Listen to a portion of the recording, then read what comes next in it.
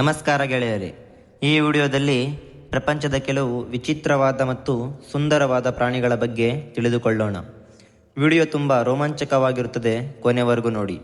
ಈ ವಿಡಿಯೋ ನಿಮಗೆ ಇಷ್ಟವಾದರೆ ಲೈಕ್ ಮಾಡಿ, ಶೇರ್ ಮಾಡಿ ಮತ್ತು ಸಬ್ಸ್ಕ್ರೈಬ್ ಮಾಡಿಕೊಳ್ಳಿ. ಬನ್ನಿ ಶುರು ಮಾಡೋಣ. Number 1, octopus. ಆಕ್ಟೋಪಸ್ಗಳು 3 ಹೃದಯಗಳನ್ನು ಹೊಂದಿರುತ್ತವೆ. 2 ಚಿಕ್ಕ ಹೃದಯಗಳು ಮತ್ತು 1 ದೊಡ್ಡ ಹೃದಯಗಳನ್ನು ಹೊಂದಿರುತ್ತವೆ. 2 ಚಿಕ್ಕ ಹೃದಯಗಳು ಅದರ ಕಿವಿರುಗಳಿಗೆ ರಕ್ತವನ್ನು ಪಂಪ್ ಮಾಡಲು ಬಳಸುತ್ತವೆ ಮತ್ತು 1 ದೊಡ್ಡ ಹೃದಯವು ಅದರ ದೇಹದಾದ್ಯಂತ ರಕ್ತವನ್ನು ಪರಿಚಲನೆ ಮಾಡಲು ಬಳಸುತ್ತದೆ. ಆಕ್ಟೋಪಸ್ಗಳ ರಕ್ತವು ತಾಮ್ರ ಆಧಾರಿತ ಹಿಮೋಸ್ಯಾನಿನ್ ಇರುವುದರಿಂದ ಅವುಗಳ ರಕ್ತ ನೀಲಿ ಬಣ್ಣದಾಗಿರುತ್ತದೆ. ಹೆಚ್ಚಾಗಿ ಆಕ್ಟೋಪಸ್ಗಳು ಕಡಿಮೆ ಜೀವಿತಾವಧಿ ಹೊಂದಿರುತ್ತವೆ. ಸಾಮಾನ್ಯವಾಗಿ 1 ರಿಂದ 2 ವರ್ಷಗಳು ಅಥವಾ ಸಂಯೋಗದ ನಂತರ ಇವುಗಳು ಸಾಯುತ್ತವೆ. Number 2, jellyfish.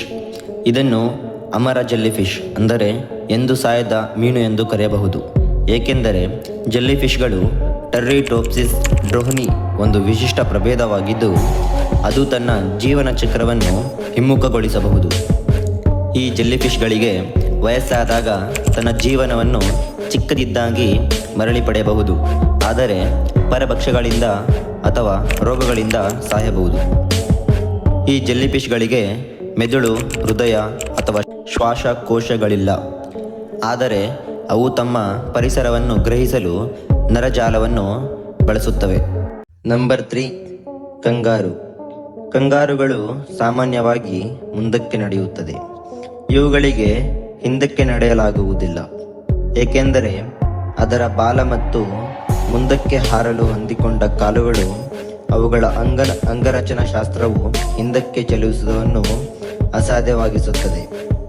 ಇವುಗಳು ಹಿಂದಕ್ಕೆ ಹೋಗಬೇಕೆಂದರೆ ಅದು ಮರಳಿ ತಿರುಗಿನೇ ಹೋಗಬೇಕಾಗುತ್ತದೆ, ಏಕೆಂದರೆ ಇವುಗಳ ಬಾಲ ತುಂಬ ದೊಡ್ಡದು ಮತ್ತು ಭಾರವಾಗಿರುವುದರಿಂದ ಇವುಗಳಿಗೆ ಹಿಂದಕ್ಕೆ ಚಲಿಸುವುದಕ್ಕೆ ಅಸಾಧ್ಯವಾಗುವಂತೆ ಮಾಡುತ್ತದೆ. Number 4, water dogs. ನೀರು ನಾಯಿಗಳು. ಈ ನೀರು ನಾಯಿಗಳು ಸಾಮಾನ್ಯವಾಗಿ ನೀರು ನಾಯಿಗಳಲ್ಲ. ಅವು ಮಸ್ಟಲಡೆ ಕುಟುಂಬಕ್ಕೆ ಸೇರಿದ ಸಮುದ್ರ ಸಸ್ತನಿಗಳಾಗಿವೆ. ಇವುಗಳಲ್ಲಿ ಮಿಸೆಲ್, ಬ್ಯಾಜರ್, ಸ್ಕಂಕ್ಗಳ ಪ್ರಜಾತಿಗೆ ಸೇರಿವೆ. ಈ ನೀರು ನಾಯಿಗಳು ನೀರಿನಲ್ಲಿಲ್ಲದೆ ಕೆಲವೊಮ್ಮೆ ಭೂಮಿಯ ಮೇಲೂ ಸಹ ಹೋಗುತ್ತವೆ. ಇವುಗಳು ಹೆಚ್ಚಾಗಿ ಗುಂಪಾಗಿ ಇರಲು ಇಷ್ಟಪಡುತ್ತವೆ. ಇವು ಮಲಗುವಾಗ ಗುಂಪಲ್ಲಿ ಒಂದಕ್ಕೊಂದು ಕೈಯನ್ನು ಹಿಡಿದುಕೊಂಡು ಜೋಡಿಯಾಗಿ ನಿದ್ರಿಸುತ್ತವೆ. ನಂಬರ್ 5, ಇಲಿ, ರ್ಯಾಟ್. ಇಲಿಗಳು ನಗುತ್ತವೆ ಎಂದರೆ ನೀವು ನಂಬ್ತೀರಾ? ಇಲಿಗಳು ನಿಜವಾಗಿಯೂ ನಗಬಲ್ಲವು.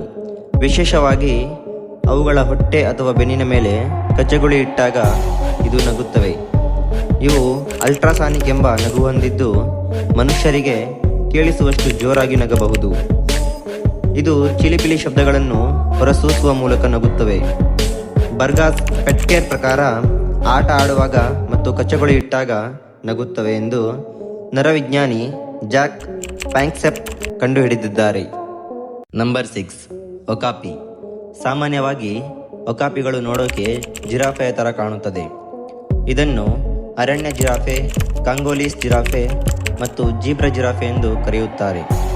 ಒಕಾಪಿಗಳು ಜೀಬ್ರಾಗಳಂಥ ಪಟ್ಟಿ ಗುರುತುಗಳನ್ನು ಹೊಂದಿದ್ದರೂ ಇದು ಜಿರಾಫೆಗೆ ಹೆಚ್ಚು ನಿಕಟ ಸಂಬಂಧ ಹೊಂದಿರುತ್ತದೆ.